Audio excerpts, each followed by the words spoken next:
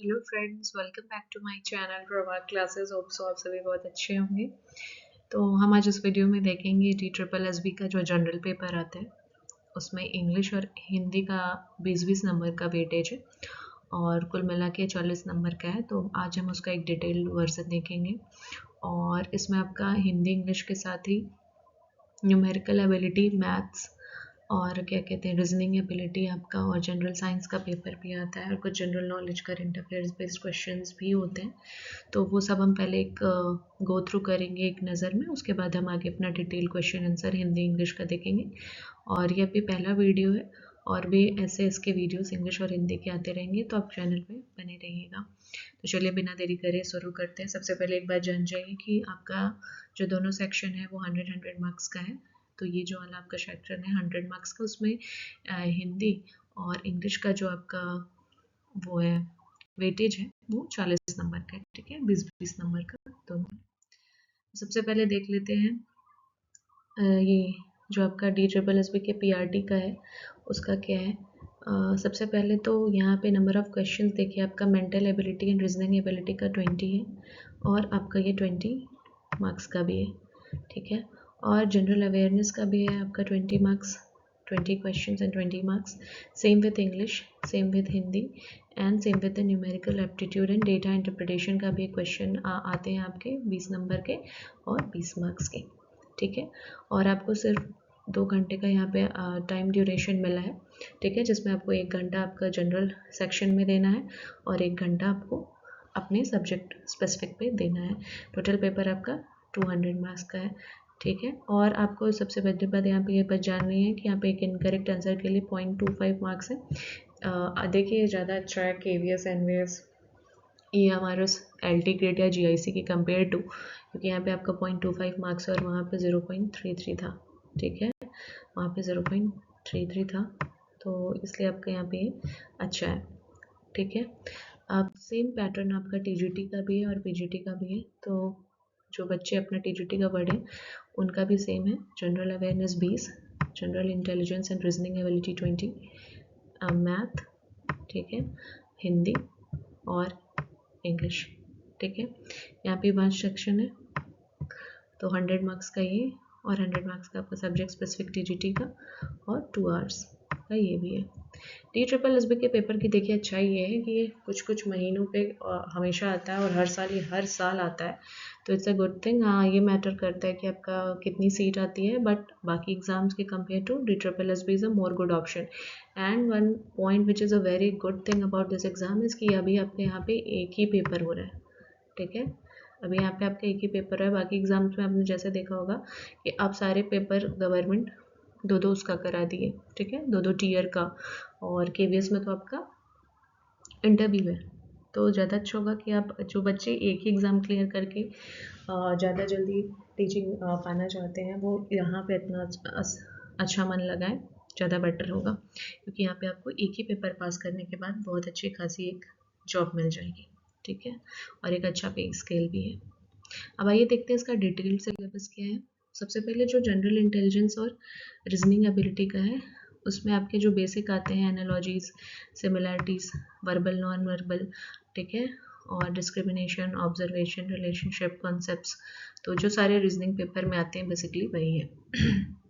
Arithmetic number series जो आपने KVS NVS में पढ़ा होगा, तो वहाँ यहाँ भी वो आपको हेल्पफुल होगा। उसके बाद जनरल अवेयरनेस में आपका जो ऑब्जर्वेशन है, history, polity, geography, sports, art, current affairs का, everyday science, national international organisations का जो क्वेश्चन है ये सब आएगा। ठीक है, इसके बाद अगर देखें अरिथमेटिक और आपका न्यूमेरिकल एबिलिटी का, तो यहाँ पे आपका वही HCF, ratio, proportion, percentage, average, arithmetic, numerical, ठीक है, loss and discount, simple compound interest, तो ये सब आएगा। अच्छा खासा क्वेश्चन मैथ का पूछता है।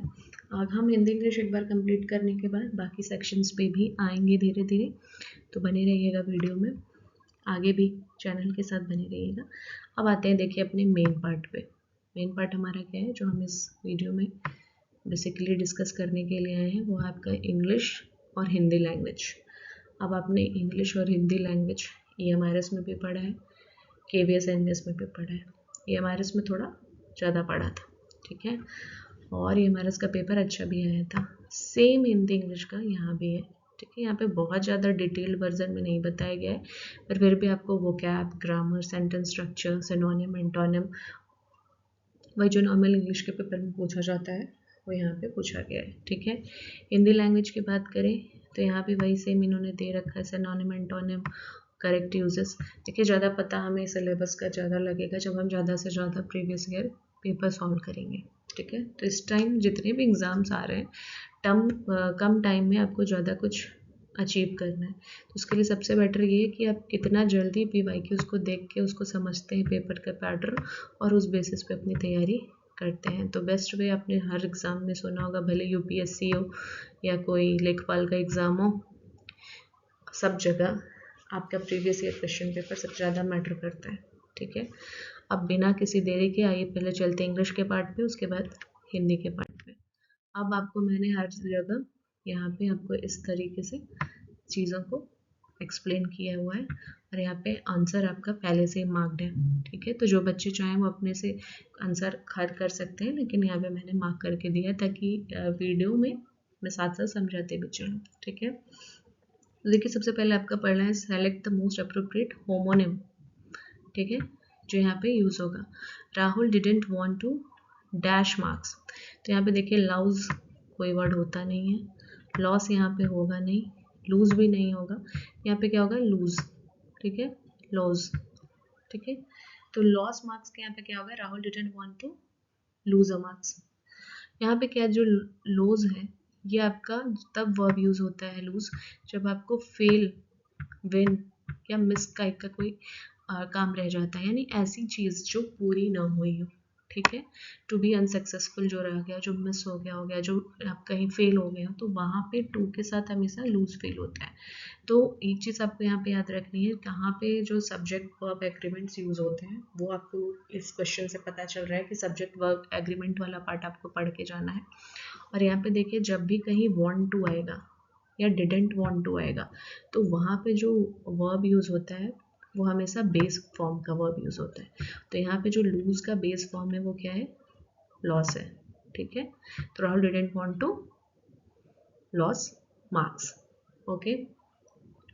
इसके बाद क्या है, जम्बल्ड ऑर्डर में आपको यहाँ पे सेंटेंसेस दिए हैं, सेम EMRS और KVS में भी एक क्वेश्चन पूछता है, यहाँ भी पूछा है। सबसे पहले आपको देखिए क्वेश्चन का आंसर समझना पड़ेगा कि आपको करेक्ट ऑर्डर में इन सेंटेंसेस को लगाना है to form a meaningful and coherent paragraph. अब कोहेरेंट पैराग्राफ का मतलब क्या होता है, कोहेरेंट पैराग्राफ का मतलब होता है ऐसे पैराग्राफ जो आइडियली और लॉजिकली कनेक्टेड हो एक दूसरे से, ठीक है। तो सबसे पहले यहाँ पे देखिए क्या है, this rapid urban expansion has led to numerous challenges including traffic congestion and pollution. However, the pressure on the resources and infrastructure is mounting steadily. Urbanization has accelerated in recent decades. The city is growing at an unprecedented rate. To ensure sustainable growth, city planners must adopt innovative and eco-friendly solution. अब देखिए चारों ही question, अरे चारों ही जो आपके sentence है आपको उसे इस तरीके से लगाना है कि एक ऐसा पैराग्राफ तैयार हो जिसका एक के बाद एक लॉजिकल मीनिंग निकले, ठीक है। तो देखिए यहाँ पे सबसे पहले दो ऑप्शंस में C दिया है, अब आपको वहाँ पे सॉल्व कैसे करना है, एक में B और एक में A और सब में लास्ट में D है, तो D ऑप्शन पे जाने का कोई मतलब नहीं है, C, B और A में से चुनना है, तो एक ऑप्शन आपने पहले ही हटा दिया है। इसके बाद क्या है, अब देखिए A क्या है, दिस रैपिड अर्बन एक्सपेंशन, यहाँ से भी शुरू हो सकता है, और C क्या है, हाउएवर से कोई सेंटेंस यूजुअली नहीं शुरू होता, होने को होता है पर मैक्सिमम केसेस में नहीं शुरू होता। और दूसरा क्या है, urbanisation has accelerated in recent decades, ठीक है। तो आपको पता चल गया A या C में से होगा कोई, तो दो ऑप्शन आपके और चले गए 2 और 3, अब बचा ऑप्शन A और D, ठीक है। अब ऑप्शन A में क्या है, urbanisation has accelerated in recent decade, the city is growing at an unprecedented rate, this rapid expansion, तो कौन सा रैपिड एक्सपेंशन की बात हो रही है, अर्बनाइजेशन की। तो यहाँ से आपको पता चलेगा C और A में से पढ़ने के बाद कि अर्बनाइजेशन के बाद ही A लग पाएगा, अर्बनाइजेशन वाले सेंटेंस के बाद, क्योंकि दिस रैपिड, तो कौन सा रैपिड पैराग्राफ को अगर कोहेरेंटली अटैच करना है तो आपको यहाँ पे पहले अर्बनाइजेशन की बात करनी होगी, फिर दिस रैपिड अर्बन एक्सपेंशन की बात आएगी ना। तो सी के बाद क्या आएगा आपका, हमेशा जब भी आएगा तो सी के बाद ही ए आएगा, ठीक है। तो क्या है, urbanisation has accelerated in recent decades with cities growing at an unprecedented rate. तो आपका जो दो ऑप्शन बचा था यहाँ पे आपने क्लियरली सी को पहले लगा लिया, तो आप यहाँ पे बिना आगे पढ़े भी क्वेश्चन मार्क करके आ सकते हैं, ठीक है, क्योंकि 2 ही घंटे का टाइम। अब आइए पूरा लगा के देखते हैं। Urbanization has accelerated in recent decades, with cities growing at an unprecedented rate. However, the pressure on resources and infrastructure is mounting steadily, and this rapid urban expansion has led to numerous challenges, including traffic congestion and pollution. To ensure sustainable growth, city planners must adopt innovative and eco-friendly solutions. यहाँ पे आपने एक चीज़ notice की होगी, जो KVS AMRS में था, आपके सेंटेंसेस थे वो काफ़ी छोटे पैराग्राफ के सेंटेंसेस आते थे, बट यहाँ पे आपको एक पूरा पैराग्राफ बनाना है और आपका टाइम 2 घंटे का है, और वहाँ उस बेसिस पे कंपेयर टू देखा जाए तो आपको इसको अरेंज करने में ज़्यादा टाइम लगेगा, तो इसकी भी प्रैक्टिस करके जाइएगा, ठीक है। आगे चलते हैं। अच्छा, आप इसके क्वेश्चन नंबरिंग पे मत जाइएगा क्योंकि मैंने अलग अलग जगह से इसको लिया है, ठीक है। अभी क्वेश्चन क्या है, select the appropriate adjective to fill in the blanks. Same question वहाँ भी आते थे, सेम क्वेश्चन यहाँ भी है। तो इंग्लिश, हिंदी और जनरल पेपर का पैटर्न आजकल हर टीचिंग एग्जाम में ऑलमोस्ट सेम है, तो एक एग्जाम के लिए पढ़ेंगे, बाकी सारे में आपको मदद मिलेगी। और प्रिसाइजली अगर आपने नोट्स बनाए हों या किसी टीचर से पहले पढ़ा हो तो वहीं से पढ़िए, वहीं से फिर से प्रैक्टिस करिए। यहाँ पे क्या है, my sister is dash all of us. तो यहाँ पे आपको the most industrious, more industrious, industrious और मोस्ट इंडस्ट्रियस में देखना है। तो यहाँ पे देखिए, यहाँ पे आपको समझना पड़ेगा ऑफ ऑल ऑफ अस में दिया है। जब किसी का कंपैरिजन दो या दो से ज़्यादा चीज़ों से होता है, दो चीज़ों से होता है तो कंपैरेटिव कंपैरिजन होता है दो लोगों के बीच, लेकिन यहाँ पे सुपरलेटिव डिग्री है ऑफ ऑल, क्योंकि बहुत सारे लोगों में से या सारे लोगों में से कंपैरिजन हो रहा है किसी एक सिस्टर का, किसी की सिस्टर का, ठीक है। जब भी आपको ऑफ ऑल जैसे शब्द आए या अमंग द स्टूडेंट्स जैसे शब्द आए, इन द क्लास जैसे वर्ड आए, या एवर इन द वर्ल्ड जैसे जहाँ पे बहुत सारे लोगों के साथ किसी एक इंसान को, किसी एक चीज़ को, किसी एक स्टूडेंट को, किसी एक क्लास को या किसी एक वर्क को कंपेयर किया जा रहा है, तो वहाँ पे वो हमेशा सुपरलेटिव डिग्री को डिनोट करता है। और उसके साथ जो यहाँ पे एडजेक्टिव लगेगा वो भी हमेशा सुपरलेटिव डिग्री का ही लगेगा।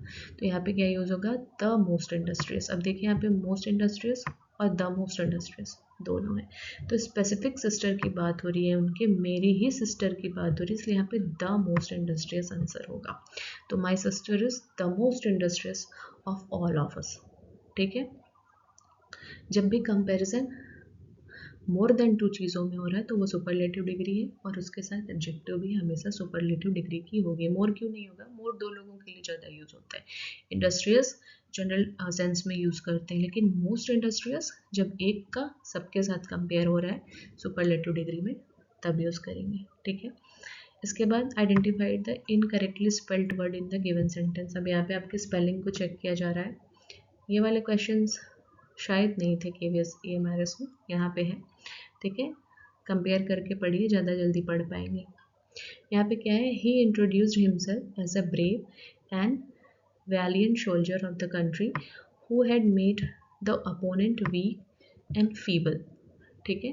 तो यहाँ पे देखिए इंट्रोड्यूस की स्पेलिंग सही है, वैलियंट की स्पेलिंग सही है, वैलियंट यानी साहसी, अपोनेंट की स्पेलिंग भी सही है। किसकी स्पेलिंग गलत है, फीबल की। फीबल की स्पेलिंग क्या होगी, FEEBLE होगी, ठीक है। तो ये तो नॉर्मल है, ना स्पेलिंग आपको आना चाहिए और बहुत ही नॉर्मल यूज़ किया गया। देखिए एक सेंटर की स्पेलिंग होती है, उसमें CENTER CENTRE, तो वहाँ पे थोड़ा कन्फ्यूज़न होता है। द सेम वैसा यहाँ पे फीबल में भी है। बहुत सारे बच्चे सोचेंगे कि बी भी हो सकता है, लेकिन यहाँ BLE होता है। और फीबल का मतलब क्या होता है, कोई भी वीक या जिसका स्ट्रेंथ लैक हो, उसका मतलब क्या होता है, फीबल। तो ये इजी क्वेश्चन था। हर एक एग्ज़ाम में कुछ क्वेश्चन इजी और कुछ क्वेश्चन हार्ड और कुछ क्वेश्चन मॉडरेट आते हैं, ठीक है। अब डिपेंड करता है कि मॉडरेट और हार्ड वाला आप कैसे अटेम्प्ट करते हैं। इजी वाला तो सारे लोग अटेम्प्ट करके आते हैं। अब क्या है दे, यहाँ पे आपको अप्रोप्रिएट ऑप्शन चूज करना है। मोस्ट ऑफ द क्वेश्चंस यहाँ पे मैंने जो देखे हैं वो फिल इन द ब्लैंक्स वाले ही हैं, जहाँ पे आपको कहीं एडजेक्टिव, कहीं नाउन, कभी एडवर्ब, ठीक है, कभी आर्टिकल्स, यही जोड़ने हैं। ठीक है, यहाँ पे क्या है, they travelled by dash train to dash capital of India. अब यहाँ पे कौन से आर्टिकल होंगे, the, a, the, no article required, a, या नो आर्टिकल रिक्वायर्ड, और द। देखिए सबसे पहले क्या है, they travelled by dash train. तो जब भी ट्रेन की बात हो रही है तो यहाँ पे जब भी ट्रेन, बाई कार ना, या बाई स्कूटर, कोई भी ट्रांसपोर्ट, जब मीन्स ऑफ ट्रांसपोर्ट कहीं आ जाता है, by plus means of transport, ये सारे रूल्स हैं सब्जेक्ट वर्क एग्रीमेंट के। तो ये रूल पढ़िए, तभी आप ये क्वेश्चन सॉल्व कर पाएंगे। और कहाँ पे देखिए, जो बाई प्लस कोई अगर मीन्स ऑफ ट्रांसपोर्ट आएगा तो वहाँ पे कोई भी आर्टिकल यूज नहीं होता। ठीक है, और मोर एंड मोर प्रैक्टिस से आपको ये क्वेश्चन आएंगे। इसके बाद क्या है, डैश कैपिटल ऑफ इंडिया। अब ये एक स्पेसिफिक और यूनिक प्लेस की इंडिया की बात हो रही है, और इंडिया का कैपिटल कोई एक ही चीज़ है, कोई स्पेसिफिक जगह है, और उस ट्रेन को भी वहाँ जाने की बात की जा रही है। तो they travelled by train to the capital of India होगा। ठीक है, तो यहाँ पे द आएगा। ठीक है, तो पहले में नोट आर्टिकल, क्यों, क्योंकि बाई के साथ जब भी मीन्स ऑफ ट्रांसपोर्ट को यूज़ होता है तो वहाँ पे हमेशा नो आर्टिकल रिक्वायर्ड होता है, वहाँ पे कोई आर्टिकल की ज़रूरत नहीं पड़ती, क्योंकि बाई के साथ मीन्स ऑफ ट्रांसपोर्ट सीधा सीधा यूज़ होता है without use of any article. और स्पेसिफिक जगह पे आपको बताया, ये बड़ी नॉर्मल सी बात है कि द यूज़ होता है। इसके बाद आपको देखिए अगेन यहाँ पे adjective fill in the blanks करना है। क्या है, my friend has a son and a daughter, the former is an engineer and the dash is the CEO of an MNC। अब ये नॉर्मल इंग्लिश का वर्ड है, फॉर्मर के साथ हमेशा लेटर ही यूज होता है। ठीक है, अब कौन सा लेटर यूज होता है, LATTER, फॉर्मर पहले, लेटर बाद में। ठीक है, इस लेटर का अर्थ दूसरे शाब्दिक अर्थों में बात के लिए यूज किया जाता है। लेट मतलब तो देरी से होता है, और लेटेस्ट मतलब जो नया नया भी आया हो, चर्चित हो। ठीक है, तो यहाँ फॉर्मर के साथ लेटर होगा। आगे देखते हैं, the dash landscape was seen with the sparse vegetation in Rocky Mountains। अब यहाँ पे देखिए कोई आपको वर्ड नहीं दिया कि एडजेक्टिव ये वो, अप्रोप्रिएट ऑप्शन आपको खुद भरना है। तो यहाँ पे स्पार्सी वेजिटेशन की बात हुई ना, स्पार्स वेजिटेशन, दूर दूर। ठीक है, और रॉकी माउंटेन्स की बात हुई, तो वाइब्रेंट लैंडस्केप नहीं होगा, फर्टाइल लैंडस्केप नहीं होगा, यहाँ पे बैरन लैंडस्केप होगा। क्या होगा, barren landscape was seen with the sparse vegetation and rocky mountains। Fertile vegetation, fertile landscape तो हो नहीं सकता, लश भी हो नहीं सकता, वाइब्रेंट भी होता तो स्पार्स वेजिटेशन नहीं आते। इसके बाद का यहाँ पे आपको देखिए ईडियम्स भी पढ़ने हैं। यहाँ पे अंडरलाइन ईडियम का आपको मतलब बताना है। My teacher Mrs. Donna told me to stop shopping and changing and make up my mind। ठीक है, तो मेरी टीचर मिसेस डोना ने मुझे बोला कि शॉपिंग एंड चेंजिंग स्टॉप करो। तो इसका मतलब क्या होगा, avoiding the topic, wasting time and energy, pursuing a mistaken और मिसगाइडेड कोर्स ऑफ एक्शन। यहाँ पे देखिए बहुत ही आसपास के ऑप्शंस हैं, तो कोशिश करिएगा ज़्यादा से ज़्यादा ईडियम्स वो पढ़ के जाइए जो पहले के एग्जाम्स में पूछे गए हैं। वैसे बहुत सारे क्वेश्चंस यहाँ पे रिपीट हुए हैं। ठीक है, तो चॉपिंग एंड चेंजिंग का मतलब होता है making repeated changes in opinion. तो मतलब बार बार अगर आप अपना ओपिनियन चेंज कर रहे हैं और किसी एक डिसीजन पे नहीं बढ़ पा रहे हैं, तो उसको चॉपिंग एंड चेंजिंग बोलते हैं, यानी making repeated changes in opinion. Okay, the next question is select the most appropriate option। Anita wore a dash dress to the party। अब ब्यूटीफाई ड्रेस ये तो होगा ही नहीं, नॉर्मली समझ में आ रहा है पढ़ के, सॉरी, ब्यूटी ये भी नहीं होगा। अब आता है ब्यूटीफुल और ब्यूटीफुली। ठीक है, तो यहाँ पे क्या है, अनीता वोर अ ब्यूटी ड्रेस, ये भी नहीं होगा, ब्यूटीफुल ड्रेस या beautifully dress to the party. अभी तो सामने साफ साफ पढ़ के समझ में आ रहा है ब्यूटीफुल होगा, पर आइए ग्रामेटिकल चीज़ यहाँ पे देखते हैं। देखिए ब्यूटीफाई ये एक वर्ब है, ब्यूटी नाउन है, ब्यूटीफुल यहाँ पे एडजेक्टिव है। ठीक है, और ब्यूटीफुल्ली आपका एडवर्ब की तरह यूज होता है। अब देखिए यहाँ पे ड्रेस है, ड्रेस क्या है? ड्रेस नाउन है। तो अनीता के लिए ये ड्रेस यूज़ हुआ है। जो अनीता वो ड्रेस पहनेगी जो ड्रेस कैसा है, जो ड्रेस की बात बताए वो एडजेक्टिव होगा, और एडजेक्टिव क्या है? ब्यूटीफुल, सुंदर। तो हमेशा जो आपका एडजेक्टिव है नाउन के पहले आएगा, और जो आपका एडवर्ब है वो वर्ब के पहले आएगा। तो अगर यहाँ पे एडवर्ब होता तो आपको वर्ब के पहले यूज़ करना होता, वेयर के पहले या वोर के पहले वो आता, तब आप ब्यूटीफुल यूज़ करते। ठीक है, पहनने के बारे में अगर वो बात होती तो वो ब्यूटीफुल होती, पर ड्रेस के बारे में अगर बात हो रही है, नाउन के बारे में अगर बात हो रही है, तो वो एडजेक्टिव होगी, जो कि यहाँ पे सिर्फ और सिर्फ ब्यूटीफुल है। ठीक है, इसके बाद है यहाँ पे भी मोस्ट अप्रोप्रिएट ऑप्शन आपको बढ़ना है, और यहाँ पे आर्टिकल्स आ रहे हैं। ठीक है, तो आपको एक ही पेपर में 2 क्वेश्चन 3 क्वेश्चन आर्टिकल्स के, 1-2 क्वेश्चन एडजेक्टिव नाउन के, और ये सब मिलेंगे। ठीक है, एरर्स के क्वेश्चन इसमें ज़्यादा नहीं है, और अगर आएंगे तो हम अभी आगे जो वीडियोस बनाएंगे उसमें देखेंगे। देखिए यहाँ पे क्या है, he was awarded dash prize for his research in dash literature. ठीक है, तो सबसे पहले यहाँ पे प्राइज है। ठीक है, और उसके बाद यहाँ पे लिटरेचर है। अब देखिए लिटरेचर जो है ये आप जनरल सेंस में यूज़ कर रहे हैं। लिटरेचर यहाँ पे एक अनकाउंटेबल नाउन है, तो अनकाउंटेबल नाउन के साथ जनरल सेंस में कोई भी आर्टिकल यूज़ नहीं होता। Again subject verb agreement, again articles कहाँ यूज़ होते हैं उसका रूल आपको पता होना चाहिए।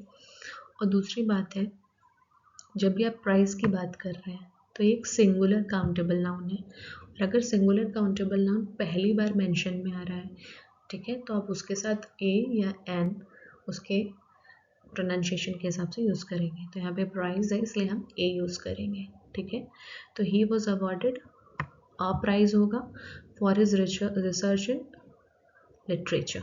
ठीक है, ठीक है, कि काउंटेबल नाउन है, अनकाउंटेबल नाउन के साथ कैसे यूज़ हो रहा है। और ये याद रखिएगा कि जो सिंगुलर काउंटेबल नाउन है प्राइस, वहाँ पे पहला मेंशन हुआ है, इसलिए यहाँ पे ए या एन पहले मेंशन की वजह से यूज़ होगा। ठीक है, और जनरल सेंस में अगर आप लिटरेचर यूज़ कर रहे हैं जो कि एक अनकाउंटेबल नाउन है, तो वहाँ पे कोई भी आर्टिकल यूज़ नहीं होता। अब आते हैं हिंदी के क्वेश्चंस में। ठीक है, हमने लगभग 15 क्वेश्चन देखे इंग्लिश के, 12-15, और अब हम देखेंगे हिंदी के क्वेश्चंस। प्लीज़ आपको मैं फिर से कहूँगी, नंबरिंग पे ध्यान मत दीजिए। Okay, let's come. यहाँ पे क्या है, निम्नलिखित विकल्पों को सही वाक्य क्रम में अंकित कीजिए। ठीक है, तो सबसे पहले क्या है, पश्चिम सूर्य पूरब से उदित होकर में, ये तो सीधा सीधा ही गलत लग रहा है। इसके बाद क्या है, पश्चिम में अस्त होता है सूर्य पूरब में, पे तो सेंटेंस फॉर्मेशन ही गलत है, इसको पहचानना काफ़ी इजी होगा आपके लिए।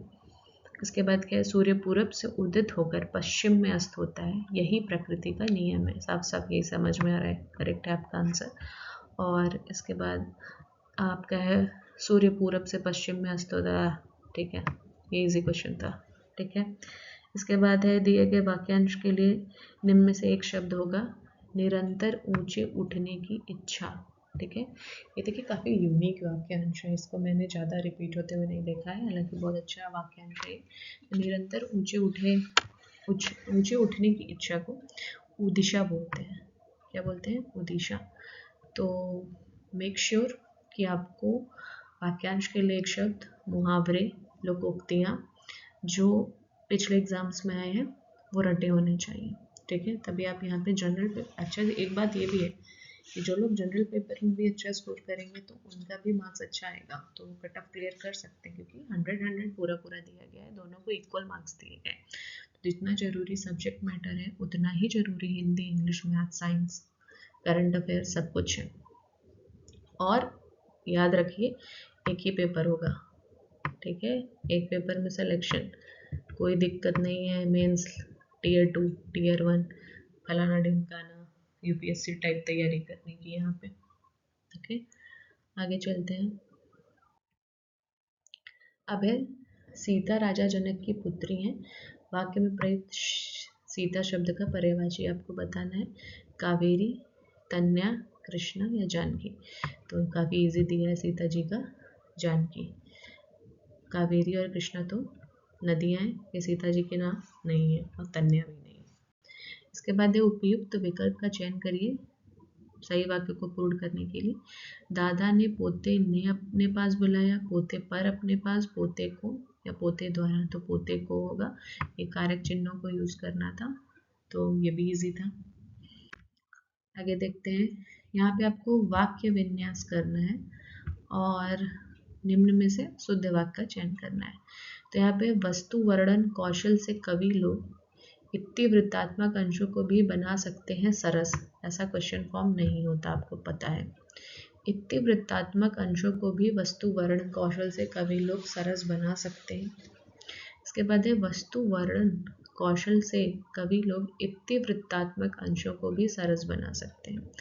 तो इन दो में आप कंफ्यूज हो सकते हैं, मोर चांस। वस्तु वर्णन कौशल से इतिवृत्तात्मक अंशों को भी सरस बना सकते हैं कवि लोग, ये अगेन गलत है। कवि लोग, सरस, ये सब लास्ट में नहीं आते, आपको लास्ट में सकते हैं जैसे शब्द ही हिंदी के लिए यूज करते हैं, ठीक है। यहाँ पे देखिए कोई लैंग्वेज ऑप्शन नहीं है कि आपको इंग्लिश चुनना है या हिंदी चुनना है, कि एवीएस एनवीएस की तरह आपको दोनों पढ़ के जाना है, आपको दोनों करना है और दोनों के 20-20 क्वेश्चंस करने हैं 40 मार्क्स के, ठीक है। अब देखिए यहाँ पे क्या है, इतिवृत्तात्मक अंशों को भी वस्तु वर्णन कौशल से कवि लोग सरस बना सकते हैं, या वस्तु वर्णन कौशल से कवि लोग इतिवृत्त अंशों को भी सरस बना सकते हैं। तो मोर प्रिसाइज आपका ये वाला सेंटेंस है। इसका देखिए मतलब ये होता है कि जो बहुत ही सरल चीज़ है, ठीक है, जो तथ्यात्मक है और सरल है, उसको भी कवि लोग अपनी बातों से सरस बना देते हैं, ठीक है। वस्तु वर्णन कौशल जो होती है कवियों में, उस सरल और तथागत चीज़ों को भी सरस यानी प्यारा बना के, अच्छा बना के आपके सामने प्रयुक्त करता है। तो सरल चीज़ें भी, तथागत चीज़ें भी अच्छी लगने लगती हैं। यही मतलब है इतिवृत्तात्मक अंशों का, ठीक है। तो अगर आप मतलब समझ जाएंगे तो ज़्यादा जल्दी वाक्य को शुद्ध करके आप उसका चयन कर पाएंगे। हालांकि ये थोड़ा सा आपको टाइम टेकिंग था इन दोनों में, ठीक है, क्योंकि दोनों सही लग रहा है कि इतिवृत्तात्मक अंशों को भी वस्तु वर्णन कौशल से कवि लोग सरस बना सकते हैं, लेकिन आप पहले ही भी का प्रयोग नहीं करेंगे, ठीक है। आप भी का प्रयोग तब करेंगे जब आप किसी चीज़ के साथ उसे कंपेयर कर रहे हैं, तभी तो भी लगता है। जैसे वस्तु वर्णन कौशल से कवि लोग इतिवृत्तात्मक अंशों को भी सरस बना सकते हैं, तो किस वजह से बना सकते हैं, कैसे बना सकते हैं, वो वजह, वो चीज़ पहले आ रही है, इसलिए आपने बाद में भी यूज़ किया है। तो ये भी का ही अंतर है जो आपको मेनली यहाँ पे यूज़ करके पता चल रहा है कि आपने दो सेंटेंसेस में क्या गलती की है। अपने मुंह में मिट्ठू बनना काफ़ी इजी है, खुद की प्रशंसा करना। तो आपको लोकोक्ति, मुहावरे, वाक्यांश, ये सारे कारक पढ़ के जाने हैं। इसके बाद ये हमारा लास्ट क्वेश्चन है, इसमें क्या है, नीचे दिए गए वाक्य की किसी भाग में त्रुटि है। बाजार से आईना लाओ। अब ये तो इससे इजी क्या ही होगा, वो बात अलग है, आईना जो लोग पढ़ते हैं उन्हें लगता होगा, लेकिन बाजार साथ साफ साफ दिया है, तो यहाँ पे बाजार नहीं होता, बाजार होता है, ठीक है, बाजार होता है। तो हिंदी आपकी ईजी है, इंग्लिश में आपको थोड़ा सा काम करना पड़ेगा, पर अगेन जो लोग पहले से पढ़े हैं हिंदी और इंग्लिश EMRS के लिए उन्हें, और KVS के लिए उन्हें कोई दिक्कत नहीं होगी। अभी ये एक डेमो क्लास थी और अब हम आगे और हिंदी इंग्लिश के साथ साथ बाकी जो सेक्शंस हैं हमारे, उसका भी रिवीजन करेंगे, PYQs देखेंगे और उसका मैं एक डिटेल्ड वर्जन और अच्छा वर्जन लाने की कोशिश करूँगी आगे से। तो बने रहिए चैनल के साथ। Thank you so much.